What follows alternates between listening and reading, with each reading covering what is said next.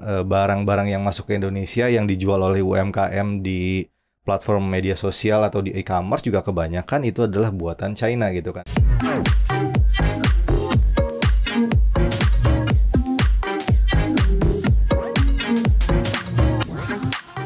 Hai Sobat Cuan, selamat datang di podcast Cuap Cuan. Hari ini hari Rabu ketemu lagi nih bareng Maria Katarina pastinya di Koneksi Konten Ekonomi Seksi. Yeay, aku gak sendirian karena aku bareng bersama dengan bos produser CNBC Indonesia. Belum bos, amin tapi. Amin dong, harus diaminin. Dan juga hari ini ada pendatang baru di Koneksi, ada Katibo, di sini editor tech-nya CNBC Indonesia.com, bener ya? Bener. Tibo tuh kalau misalnya di tulisan-tulisan kamu nggak Tibo ya tulisannya? Tulisannya Fatimah Kartini sih sebenarnya. Itu nama panggilan aja. Tibo aja Iya. gitu ya. Oke, nah berarti kalau kita di sini manggilnya Tibo-Tibo aja ya. Iya. Tiba-tiba aku jatuh cinta. Ya. Tiba-tiba. Kenapa jadi Jawa jadi ini?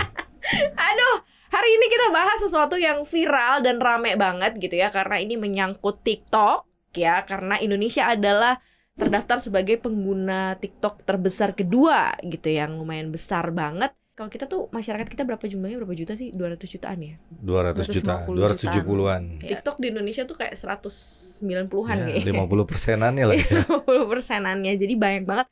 Dan UMKM RI gitu. Karena Sobat Cuan sudah baca mungkin atau tahu denger-dengar soal Project S.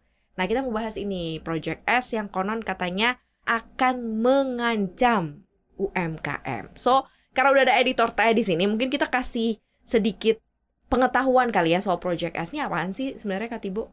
Jadi sebenarnya Project S itu adalah inisiatifnya TikTok yang dia tuh sekarang lagi bikin e-commerce platform namanya TikTok Shop. Kalau misalnya sering lihat TikTok, biasa ada orang yang jualan. Iya, pengen lagi gue Iya. jualan di situ. Gimana caranya gue bisa jualan? Itu banyak banget yang laku TikTok gara-gara TikTok Shop ini kan, karena mereka pakai mekanisme yang kayak penjualnya bisa langsung jualan pakai fitur live gitu.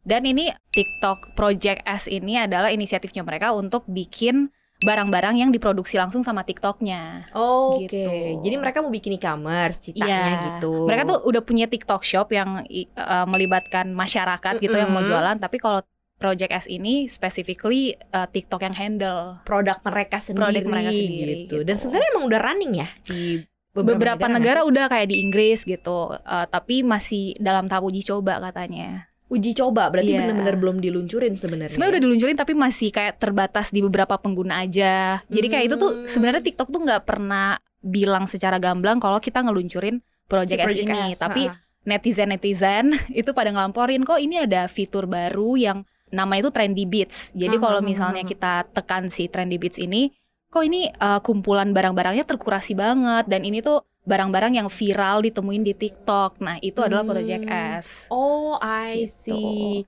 Kalau lo sejauh mana sih udah memantau soal ini atau mantau TikTok? Atau Mantau aktif nggak sih TikTok. menggunakan TikTok? Sebenarnya gue termasuk yang jarang main TikTok ya. Mhm. Tapi kalau untuk TikTok Shop sendiri beberapa kali pernah transaksi juga di TikTok Shop. Itu lumayan kredibel juga, barangnya juga aman, bagus gitu untuk beberapa seller yang terpercaya. Cuma kan ini TikTok Shop ini beda dengan yang Project S itu ya. Project S ini kan kalau nggak salah bukan nama resmi ya, tapi itu disebutkan di kalau nggak salah di dalam TikTok atau di dalam ByteDance kalau nggak salah. ByteDance, Ada yes. sebuah project gitu kan disebutnya, oh ini adalah Project S untuk social commerce gitu kan di aplikasi TikToknya ya. Jadi kalau nggak salah saya pernah baca, jadi ByteDance ini kan punya anak usaha beberapa termasuk salah satunya TikTok. Nah dia mau bikin salah satu e-commerce yang mungkin kayak Amazon gitu ya, punya barang-barang sendiri. Nah barang-barangnya ini nanti dipasarkannya di TikTok gitu kan. Jadi kayak kita belanja di Tokped atau Shopee kayak gitu. Nanti ada ininya sendiri gitu. Kalau sebelumnya kan biasanya kalau TikTok Shop itu kan ada barang tapi yang penjualnya adalah orang dari pengguna TikToknya. Kalau ini dari internal TikTok atau internal ByteDance-nya sih. Mereka yang mau jualan intinya tuh kayak gitu ya. Internal gitu.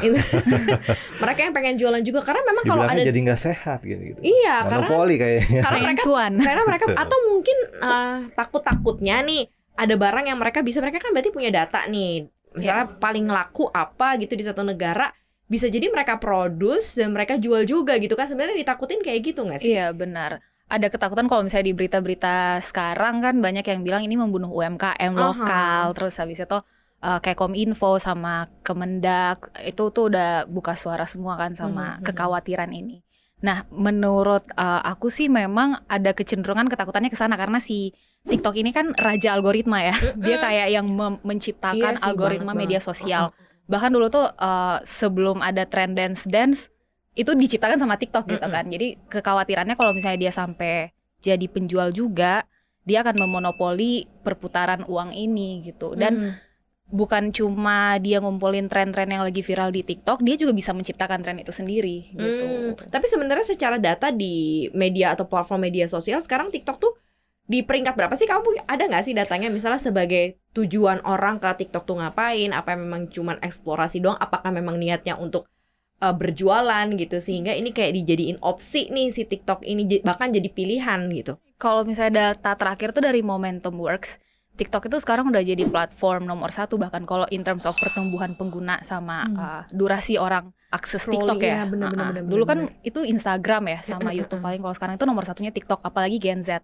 Dan mereka ini adalah target audience yang sangat konsumtif gitu, apalagi kalau misalnya di TikTok itu kan bedanya sama e-commerce. Kalau e-commerce kita beli barang, biasa kita udah tahu kita mau beli apa gitu kan. Kalau TikTok ini biasa kita kayak cuma scrolling, iseng, terus kayak kok ada orang bikin tentang a day in my life, terus kok piringnya lucu gitu. Terus habis itu ada keranjang kuning, jadinya kita kayak pengen beli impulsif. Emang sih. Karena harganya juga murah gitu. Jadi itu sih kalau misalnya TikTok sampai emang benar-benar ngebuat platform Project S ini secara masif gitu ya. Ya memang wajar sih ada kekhawatiran akan menggembosi si UMKM ini. Cuman kan emang ini pasar bebas ya. Sebenarnya semua kan juga bisa berjualan atau punya produk lintas apapun gitu ya. Maksudnya lintas negara, lintas benua gitu ya. Segala macam bisa dilakukan.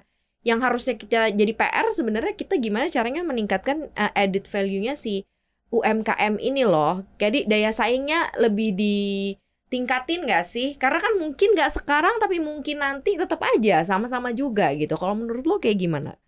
Ya sebenarnya kalau UMKM di dalam negeri ini masalahnya adalah yang gue tahu ya biasanya dia biaya produksinya tinggi, terus kemudian kapasitas produksinya itu tidak terlalu banyak gitu kan. Jadi ketika harus mass production dia nggak bisa gitu kan. Jadi barangnya sedikit-sedikit UMKM kan biasanya gitu. Untuk yang benar-benar diproduksi lokal ya. Itu biasanya barangnya cukup eksklusif gitu kan, entah kerajinan atau pakaian apa biasanya begitu.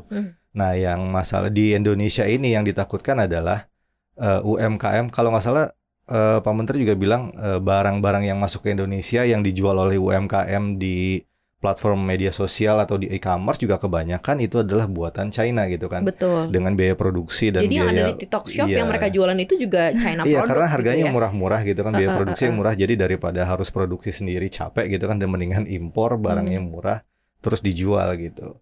Sebenarnya sih dari Cina ke Cina lagi sih. Iya benar. Ujungnya Cina. Cuma beda platformnya aja gitu kan. Nah dari Indonesia sendiri sebenarnya harus yang harus dilindungi adalah pedagang kecilnya UMKM, tapi dari sisi kebijakan pemerintahnya sendiri. Apakah harus menghalangi orang-orang luar ini untuk masuk gitu kan, platform-platform luar ini untuk masuk itu kan sebenarnya bisa di Kemenkominfo, bisa di Kemendak, bisa gitu kan. Tergantung kebijakannya sih sebenarnya itu.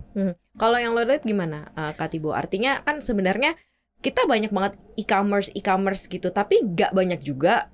Kalau kita bicara mengenai ini akan mengancam UMKM ya, UMKM yang secara real ikut juga masuk ke e-commerce. Masih belum banyak, padahal e-commerce kita banyak. Tapi kemudian muncul ini kan berarti yang dijual sama kita aja sebenarnya dari produk China. Nah kalau misalnya mereka jual di platform yang mereka sendiri, pasti kan dari sisi harga pasti akan jauh lebih murah. Kualitasnya ya kita tahu lah, kualitasnya sejauh ini juga punya pasar tersendiri gitu ya di Indonesia. Nah ini kayak gimana gitu? Kalau dari sisi teknologi kan kita nggak bisa stop, teknologi kan day by day bisa berubah-berubah gitu kan, akan berubah lagi. Ya sih, sebenarnya aku setuju banget sama kata Kak Maria tadi soal meningkatkan daya saing UMKM lokal. Karena kan bukan cuma dari segi kualitas juga, tapi cara mereka untuk memarketingkan barang mereka gitu. Misalnya banyak banget UMKM lokal yang sekarang masih jualan offline, belum tahu cara berjualan di platform e-commerce misalnya kayak gitu. Jadi kayak memang penting juga ada literasi, dan ini mungkin apakah tanggung jawab pemerintah atau tanggung jawab platform e-commerce yang katanya mau mendukung UMKM lokal untuk terjun ngasih kayak pelatihan juga ke mereka-mereka ini untuk kasih insentif cara memarketingkan barang mereka misalnya. Menurut aku itu juga penting sih.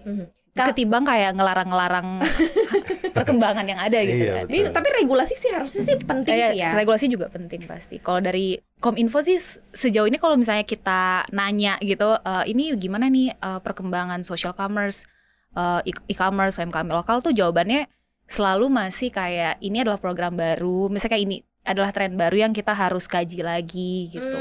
Jadi emang secara ini perkembangan teknologinya lebih cepat daripada kemampuan kebijakannya, iya gitu, daripada regulasinya gitu ya. Keburu kegerus ini regulasinya nggak bener-bener ada, tapi ini udah produknya, platformnya udah masif gitu kan keluar. Ya jadi satu PR juga nih di situ. Nah, misalnya kita berandai nih, kalau misalnya kemudian Project S ini bisa benar-benar berhasil gitu dilakukan, atau mungkin tadi kan uji cobanya udah di Inggris salah satunya. Itu gimana tuh hasil di uji coba itu? Kalau ini kan baru beberapa minggu terakhir ya sebenarnya. Jadi kayak belum ada update soal hampir sebulan ya. Bulan Juni ya kalau nggak salah. Iya, belum ada update kayak hasilnya kayak gimana di Inggris at least ya. Cuma emang udah banyak backlash. Nah, tapi terakhir tuh kalau di TikTok di Indonesia sendiri, mereka sih bilangnya ini inisiatif yang nggak akan masuk di Indonesia, karena di TikTok Indonesia itu mereka nggak memperlakukan bisnis cross border. Tapi pas ditanya soal yang tadi disinggung juga banyak barang Cina yang dijual lewat TikTok Shop, mereka bilangnya ya itu ya kebebasan pasar lagi gitu. Pasar terbuka Pasar terbuka, benar. Emang kayak gitu. Nah, lo ngeliatnya gimana nih? Entar dengan adanya teknologi yang tadi majunya lebih cepat, tapi kemudian pemerintah yang ibaratnya masih mengkaji, masih melihat gitu. Padahal kan ini kalau misalnya kita ikut teknologi, ya harus immediately gitu, kayak teknologi berubah ada adjustment peraturan regulasi yang juga ikut terhadap itu. Ya sebenarnya perkembangan teknologi ini harus diantisipasi ya. Kayak sebenarnya ini bisa dibilang secara garis besar kayak monopoli seperti Meta, Facebook yang membuat holding Meta terus membeli WhatsApp dan Instagram dan sebagainya gitu kan. ByteDance di sini sebagai satu perusahaan holding juga kan punya TikTok, terus dia mau bikin Project S di dalamnya dan ada beberapa perusahaan teknologi lainnya di dalamnya. Itu kayak gue akan memonopoli di sini gitu. Kebetulan dia punya platform TikTok yang sangat banyak penggunanya. Ada e-commerce di dalamnya, ada TikTok Shop di dalamnya. Dia mau membuat yang lebih terstruktur, sebagai sebuah platform dagang gitu kan. Jadi ya udah langsung barang perusahaannya adanya di Singapura, kemudian barang-barangnya dari China gitu kan. Dan ini disebarkan ke seluruh dunia lewat TikTok gitu. Itu yang pengen mereka lakukan. Sebenarnya Indonesia punya kebijakan atau kewenangan untuk menghalangi perusahaan-perusahaan luar ini masuk, kan itu adalah kewenangan penuhnya pemerintah Indonesia. Jadi dari Kominfo sendiri bagaimana nih antisipasinya gitu kan. Kalau memang ini akan mematikan UMKM, berarti harus ada kebijakan atau aturan yang melarang untuk perusahaan ini masuk ke Indonesia. Jadi di TikTok Indonesia tidak akan ada yang namanya kayak di Inggris itu Trendy Bites itu ya. Gitu. Kemudian dari sisi pelaku usahanya sendiri, UMKM, bahkan sampai ke konsumen juga kan udah ada tuh undang-undang perlindungan konsumennya. Di sini juga penjual dan UMKM-nya juga seharusnya dilindungi gitu kan, agar terjamin lah dunia usahanya benar-benar pasar persaingan sempurna, bukan pasar monopoli jadinya gitu. Benar-benar. Kalau misalnya Indonesia selalu membuat statement bahwa salah satu penopang perekonomian kita adalah UMKM, harusnya memang concern terhadap UMKM-nya juga harus lebih lagi dong gitu. Betul. Walaupun memang selama ini sejauh ini mungkin sudah dilakukan, tapi masih belum kayaknya gitu. Belum spesifik gitu kali ya. Gimana tuh Mbak Tibu? Soalnya kayak aturan-aturan yang sekarang ada itu kan perlindungan konsumen, terus ITE gitu-gitu kan yang bukan cuma sih, misalnya kayak isinya itu terkait pada pelarangan penipuan, barang yang dijual itu harus sesuai dengan barang yang diiklankan, seperti itu kan. Tapi belum ada yang spesifik kayak bagaimana aturan ini menjawab persaingan dengan bisnis asing misalnya, atau bagaimana ini menjawab tren e-commerce yang baru, yang social commerce. Jadi menurut aku memang harus lebih spesifik sih untuk aturannya, karena kalau misalnya aturannya luas banget kan jadinya ambigu juga ya. Benar. Dan kenapa sebenarnya negara juga nggak masuk aja dalam bisnisnya? Maksudnya kan ini TikTok semua kan dari luar nggak sih? Lu ngebayangin nggak kalau kita punya medsos sendiri, Indonesia punya, dengan bonus demografi kita yang segede ini ya, terus kemudian UMKM yang sebesar itu lo kelola sendiri, itu kayaknya bisa nggak sih menjadi salah satu platform juga gitu untuk memudahkan juga, dan akses pasar terbuka juga untuk para UMKM gitu. Ya itu kan akan meningkatkan, satu sisi meningkatkan pendapatan negara juga kalau memang ada gitu kan. Yang kedua dari sisi pajak sebenarnya juga belum terlalu diolah sempurna gitu kan, pajak e-commerce, social commerce itu belum terlalu ini. Itu sebenarnya peluangnya di situ ke depannya gitu kan. Cuma apakah ini menjadi program prioritas pemerintah untuk dibahas kan, kita belum tahu tuh ke depannya seperti apa. Apalagi ini kan benar-benar wah, pemerintah jangan terlalu intervensi gitu kan. Ada suara-suara yang bilang karena ini adalah pasar gitu kan. Kalau pasar terlalu diintervensi pemerintah juga nanti nggak akan berkembang.